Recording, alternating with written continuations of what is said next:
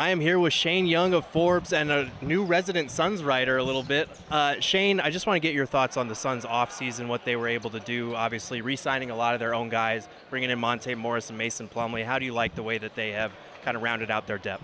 Yeah, I think it's the best possible situation. I mean, you can't really ask for a lot with the situation they're in, but that's been talked about ad nauseum, right? There's second apron nonsense that they're going up against, but I think I was more in line with you. They didn't really need the point guard situation. They didn't really need that addition this offseason. But if it's available for the minimum or for something around there, then that's what you have to do, right? Like, you don't say no to a guy like Monte Morris and come in. And obviously the assist turnover ratio is impeccable.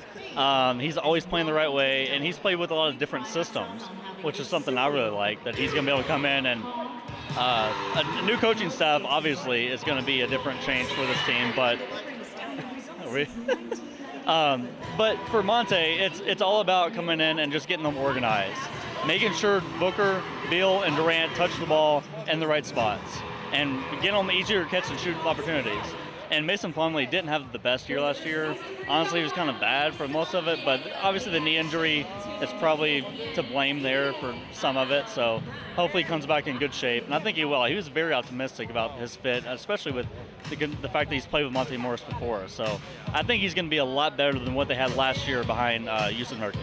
When you look at that second tax apron situation, obviously a team like the Clippers kind of doing what they can to duck underneath it. Suns going in the exact opposite direction. What's your read on how this is affecting the way teams are operating and the way that the Suns chose to do it?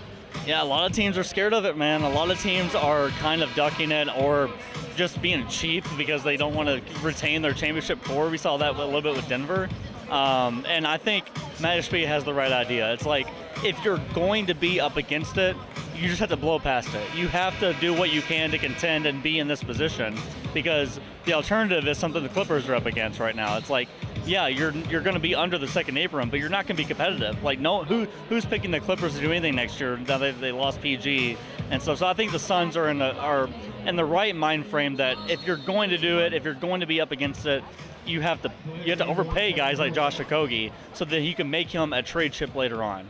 So I think it's a solid position. Now, do I agree that a lot of other GMs would trade positions with them? No, I don't. But at the same time, man, this is the cards they're dealt, and I think they'll be okay. They'll be a lot better than last year, in my opinion.